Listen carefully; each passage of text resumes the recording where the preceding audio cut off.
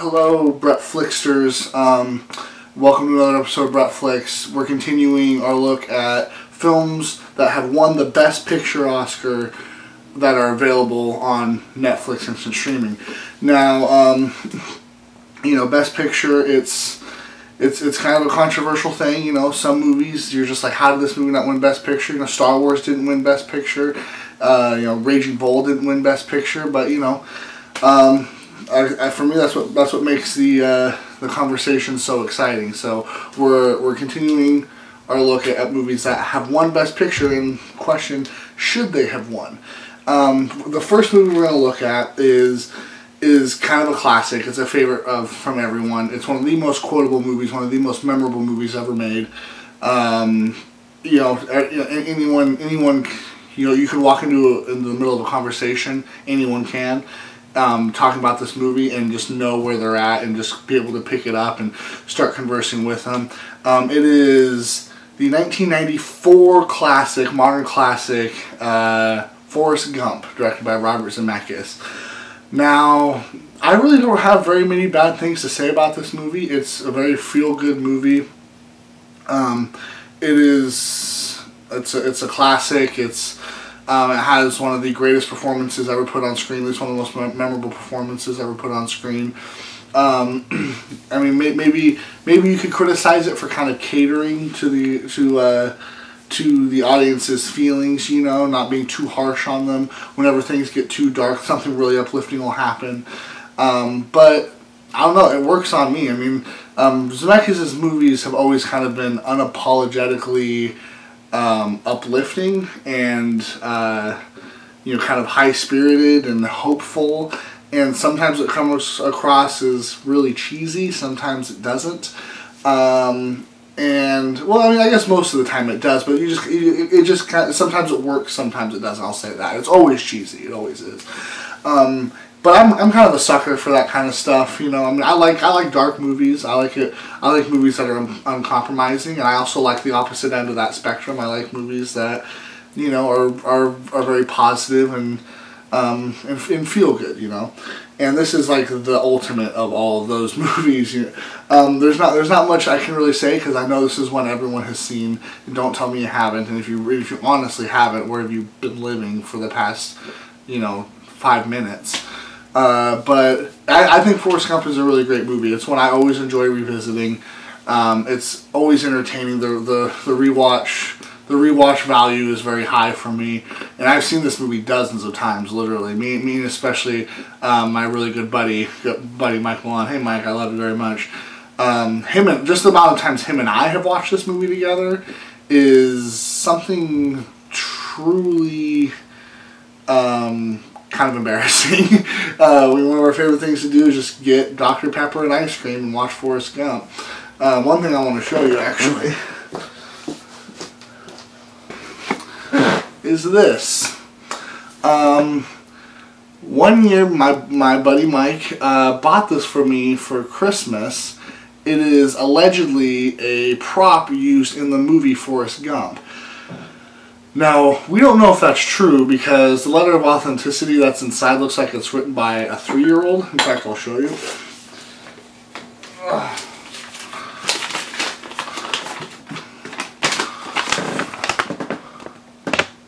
Yeah, see how sloppy that handwriting is? I think it's done.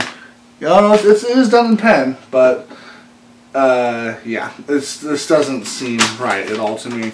And it's not even framed or anything, it's just stuffed inside this pot.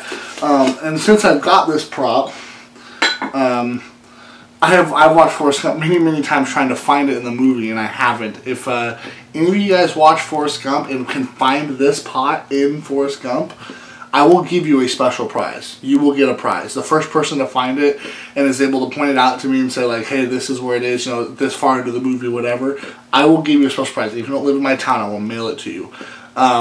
First person to do that will be very pleased. I haven't. I mean, and at the same time, it almost kind of makes the present even a little bit better, just for the story's sake. But yeah. Anyway, let's see what Forrest Gump was up against in the Oscars. Forrest Gump was up against a couple pretty big ones. It was up against Four Weddings and a Funeral, Quiz Show, but it was up against The Shawshank Redemption and Pulp Fiction. Now, Shawshank Redemption is also is the kind of movie I would lump together with Forrest Gump as being like, oh, it's such a feel-good movie, you know, because it really is. Even a lot of crazy stuff happens in it. But same thing with Forrest Gump. There's a lot of dark stuff in Forrest Gump. Like, there's like drug use and attempted suicide and people getting cancer and stuff all the time. Like, it is an extremely dark movie. But anyway, now, of those picks, would I pick Forrest Gump to be Best Picture? You know, maybe, because Forrest Gump was the biggest like audience pleaser that year. Maybe I'd go with that one. It certainly hasn't been the most important film of that list. I mean, Pulp Fiction is probably, you know, the single most important movie to come out in the 90s and one of the most important films of all time. Highly influential. But you know, Forrest Gump hasn't been all that influential. So I guess kind of a mix, sort of like yes and no sort of thing, because you know, Pulp Fiction is the more important movie. Forrest Gump's the more like more easily accessible, enjoyable, family favorite kind of thing. So sure, why not? Now, for the second film we're going to talk about is Ridley Scott's film he made in 2000, Gladiator. This Gladiators is a pretty awesome movie. I really wish I had rewatched it for doing this episode. I didn't, because it's been a while since I've seen it. So I'm kind of going off my memory of it. But Gladiator is an epic movie. You know, really, it's super well made, very beautifully shot, as is all of Ridley Scott's movies. Performances are really great. The battles are brutal. The suspense is always pretty exciting. You know, if Joaquin Phoenix is gonna, you know, do the thumbs up, thumbs down sort of thing. You know, it's really melodramatic. You know, he's trying to get his freedom, and he's all sad because of his family that passed away and all this stuff. And there's just a lot going on in this movie. My only real issue I've had with it is that it's very long. I think it could have been, you know, definitely trimmed down. But I like this movie. I think it is an epic. I mean, I've said that, but that's just the best word for it. It is an epic movie with a lot of crap happening, a lot of characters you got to try to follow and keep on top of what's going on. There's a lot going on in this movie, and it's exciting. And it was never really my favorite. It was never really my favorite like Ridley Scott movie. You know, I love Ridley Scott, and I never really ranked this one that high in his filmography as like in terms of the movies of his that I prefer. And so I always kind of find it like surprising that this movie won Best Picture, especially since he's made so many other movies that you're just like, these movies should have, you know, not even just before Gladiator, but even since Gladiator, like with American Gangster. But anyway, Gladiator I think is still to this day a really good movie. And let's see what it was up against. It was up against Chocolat, Crouching Tiger, Hidden Dragon, nice. Aaron Brockovich, and Traffic. Ooh, for me, I would have picked Traffic. I definitely would have voted for Traffic on that one. It's so funny because Aaron Brockovich and Traffic were both directed by Steven Soderbergh, and I want to say he was even nominated for Best Director for both movies too. Yeah, he was. He won for Traffic, but he was also nominated for Aaron Brockovich as well. They were both for Best Picture. That's funny. But I've talked about Traffic on the show before, actually. Sadly, I don't think it's still available for instant streaming. But Traffic is one of my favorite movies. If you want to know my thoughts on that, watch episode 1, I believe. I did on my very first episode, I think. Now, I don't know about the general consensus of what Gladiator is and compared to these other films. For me, I probably would have gone, I mean, like I said, I would have gone with Traffic. I would have even gone with Crouching Tiger, Hidden Dragon before I would have gone with Gladiator. But you know, I guess, you know, maybe because Gladiator just had a little bit of everything for everybody. You know, if you wanted to see brutal fights, if you wanted to see romance or melodrama, this movie kind of has a drop of everything. So whereas Traffic and these other films are far more focused and, you know, maybe has a narrower audience. I don't know.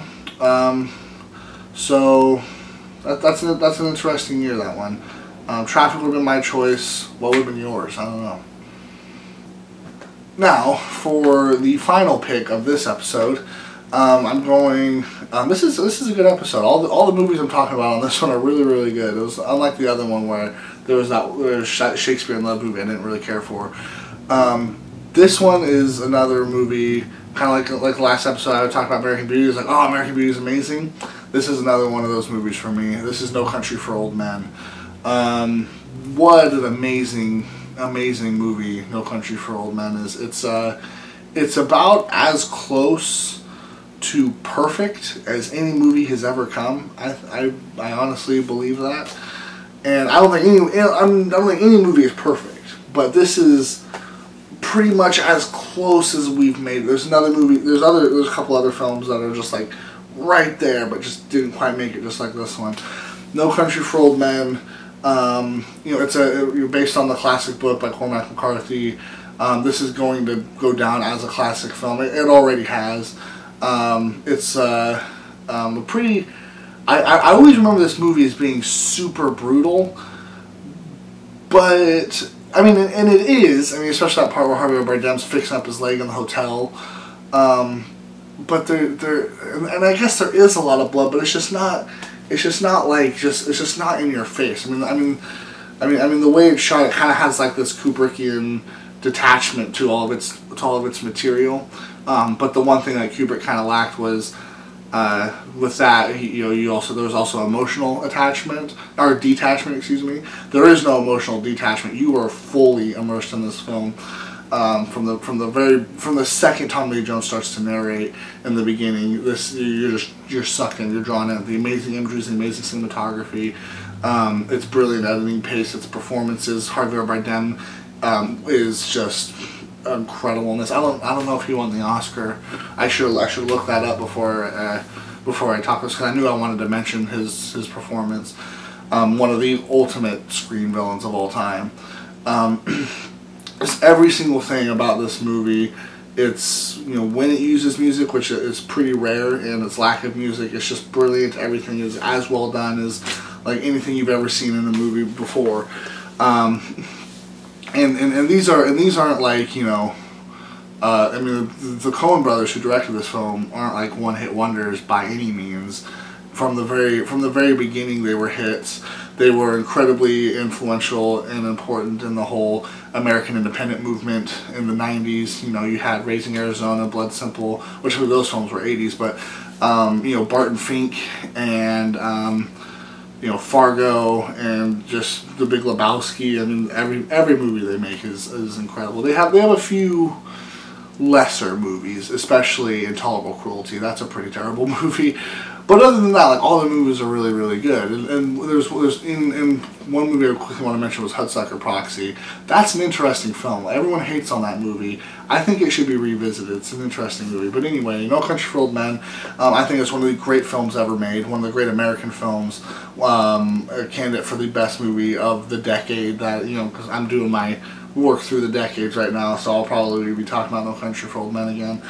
Now, I know there was one movie it was up against that I feel like was good competition, but other than that, I don't think there's anything that could have trumped this movie, no matter what it is, and yeah, nothing else.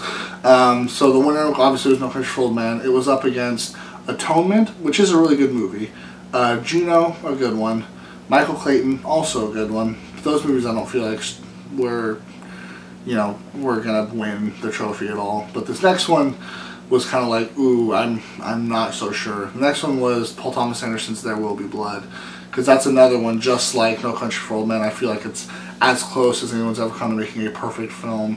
Everything about it is just as well done as can be, and that is tough competition. I think maybe at the end of the day people went with No Country for Old Men because well, for one, it doesn't open with 15 minutes of no dialogue like There Will Be Blood does. And so since there's more characters, there's more stuff going on in No Country for Old Men, maybe it was an easier film to get into. I don't know. I guess I'm just trying to make excuses or justify, because for me, There Will Be Blood isn't at all a boring movie, and no second of that movie is it boring. It is one of PTA's many masterpieces. He's rarely made a film that's less than a masterpiece. So, man, I don't know. I guess I have the same amount of affection for both films. I don't know which one I would pick as being the best picture of the year, because like I said, ultimately, that doesn't really matter. Oh man, that's tough. I don't know. I guess I would just have to flip a coin on that one. Here, I'll flip the lid to the Forrest Gump prop. Nipple up, No Country for Old Men. Nipple down will be There Will Be Blood.